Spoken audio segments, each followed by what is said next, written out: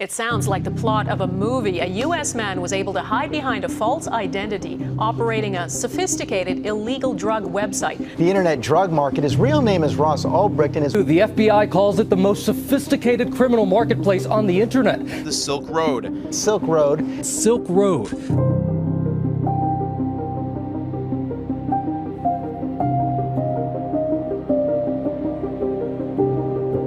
Halo guys, kembali lagi bersama gue di Bukan Dongeng Twitter. Kali ini gue bakal bahas soal kartel internet pertama di dunia. Dan kenalin, ini Ross Ulbricht. Dia pendiri dari Silk Road, toko online pertama di dark web, dimana lo bisa membeli dan menjual apapun. Dan apapun yang gue maksud di sini emang bener-bener apapun. Mulai dari sesuatu yang bisa meledak sampai anggota tubuh manusia. Dan semua itu bisa dikirim langsung dengan paket biasa sampai ke depan rumahmu. Website ini sangat viral, sampai Ross menjadi miliuner di usia 28 tahun. Dan komunitas Silk Road menyebutnya sebagai Steve Jobs dari dunia narkoba online. Sebenarnya Ross sudah tahu kalau dia bakal masuk sejarah, tapi bukan sebagai pahlawan yang menyelamatkan orang dari tirani, tapi sebagai musuh yang membuat orang kecanduan. Dan kurang dari 3 tahun setelah website ini diluncurkan, dia ditangkap dengan 7 dakwaan. 2 diantaranya adalah hukuman penjara seumur hidup ditambah 40 tahun kurungan penjara. Dialah kartel internet, kisah epik dari jenius di balik Silk Road.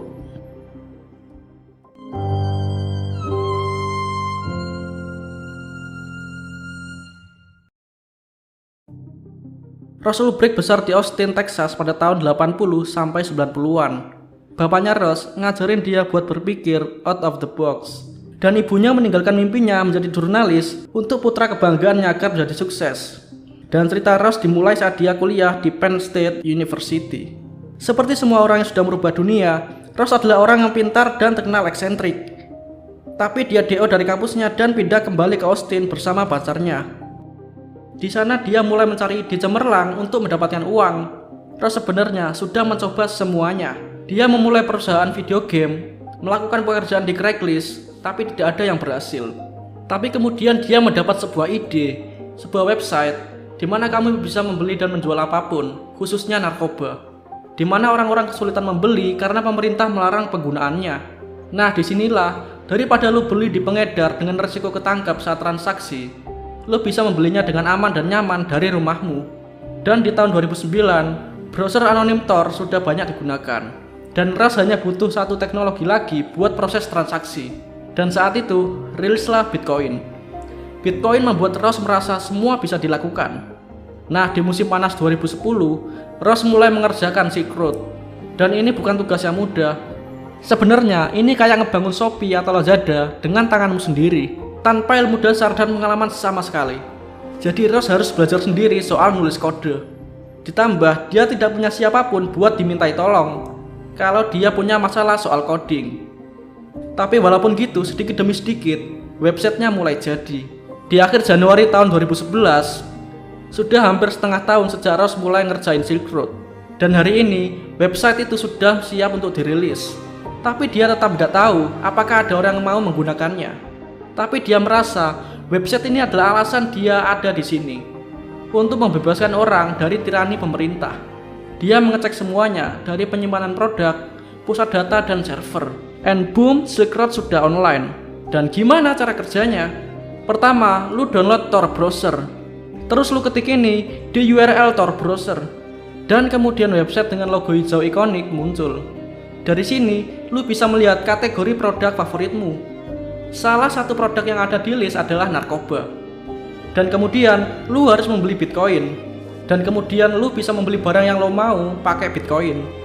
Paket akan dikirim ke rumahmu beberapa hari kemudian. Dan Ross bukan satu-satunya penjual yang ada di website ini. Beberapa penjual baru bergabung buat ngejual produk yang lebih ekstrim. Ini ngebuat pacarnya Ross sedikit khawatir, karena ngejual produk ekstrim bisa mancing masalah. Tapi Ross jadi terobsesi. Dan pada Maret 2011, 2 bulan dalam bisnis, Ross sudah menghasilkan beberapa ribu dolar keuntungan. I had no idea if Silk Road would work, but now we all know it caught on. It was used to sell drugs, and now I'm in prison. Tapi hanya dalam waktu 4 bulan, Silk Road mulai menarik perhatian pemerintah Amerika Serikat. Senator Chuck Schumer berdiri di podium di depan TV nasional dan dia meminta DIA buat segera matiin website itu. Sekarang, Ross sudah memulai perang dengan pemerintah. Pemerintah mau matiin Silk Road bukan karena jualan narkoba, tapi karena Silk Road menantang kekuatan dan kontrol pemerintah. Karena siapapun yang ada di balik Silk Road sudah pakai internet yang dibuat pemerintah, browser yang dibuat pemerintah, dan secara terang-terangan melanggar hukum di depan mata mereka. Tapi pemerintah nggak bisa ngelakuin apa-apa.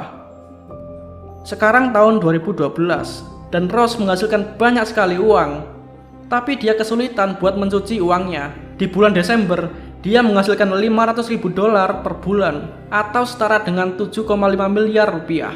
Dan karena harga Bitcoin naik, penghasilan Ross juga naik 2-3 kali lipat dalam seminggu. Kembali ke tahun 2004, Ross membuat perjanjian dengan dirinya sendiri kalau dia akan menjadi miliuner di usia 30 tahun. Dan di titik ini, dia berusia 28 tahun dan sudah menjadi multimilioner. Ross sadar kalau website ini akan menjadi warisannya. Sekarang tujuan dia selanjutnya adalah $1 miliar penjualan di tahun ini. Dan buat ngelakuin itu, dia harus berkembang. Partner bisnis Ross berpendapat jika mereka seharusnya membuka website kedua hanya untuk menjual senjata. Ross berargumen kalau produk itu membuat takut pelanggannya. But back then I was impatient. I rushed ahead with my first idea, which was Silk Road. Hal yang harus lu tahu adalah lu ninggalin banyak jejak setiap kali lu online. Bahkan kalau lo berhati-hati, dan jejak yang ditinggalkan Ross mulai diselidiki oleh DIA. Ross harus memasang 9 identitas palsu dan berakhir diselidiki sama pihak berwajib.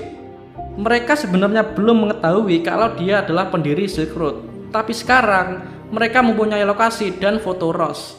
Di sisi lain, FBI sudah punya alamat IP orang di balik Silk Road dan melacaknya sampai ke rumah Ross. Agen DHS meminta moderator untuk memantau aktivitas Ross. FBI mulai mengikuti dia dari belakang sebelum menyerang. Tapi masalahnya adalah mereka harus menangkap Ross saat menggunakan laptop, atau mereka tidak akan bisa membuka laptopnya tanpa password dan membuktikan kalau dia adalah orang di balik Silk Road itu sendiri. Ross Ulbricht ditangkap pada Oktober 2013. Pada saat itu, dia sedang menyewa kamar di San Francisco seharga $1.000 per bulan, yang dimana ini aneh buat seorang miliuner. Saat itu dia sedang keluar mencari wifi. Ross tidak pernah menyangka kalau tim FBI sedang mengepung lokasinya. Ross lagi duduk di meja perpustakaan dan menggunakan laptopnya. Seorang agen wanita yang sedang menyamar duduk di samping Ross. Tiba-tiba, seorang agen yang lagi menyamar teriak-teriak di perpustakaan untuk membuat pengalihan. Ross berdiri untuk melihat apa yang terjadi. Dan dalam waktu singkat, agen yang sedang duduk di samping mengambil laptop Ross yang masih nyala. Sebelum Ross bereaksi, seseorang menahan tangannya dari belakang. Dan tim FBI langsung menodong Ross dengan senjata. Ross pun akhirnya ditangkap dan laptopnya disita. Ross dikirim ke penjara yang sama dengan teroris Al-Qaeda dan bos mafia John Gotti. Ross ditahan dengan hukuman 2 kali seumur hidup ditambah 40 tahun kurungan tanpa pembebasan bersyarat. Ross sebenarnya memohon untuk keringanan, setitik cahaya di ujung lorong yang gelap, sebuah alasan untuk tetap hidup sebelum dia bertemu penciptanya. Tapi pemerintah tidak memberikan ampunan. I want to have had a substantial positive impact on the future of humanity one day. Do you think you're gonna live forever? I think it's a possibility. I honestly do. I think I might live forever in some form by that time, and technology is changing so fast. Yeah. From there. And if you've made it to the end of this, congratulations to you for listening. Yeah, thanks for listening. Bye-bye.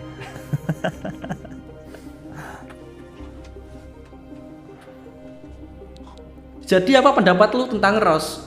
Tulis pendapat kalian di kolom komentar di bawah. And see you next time.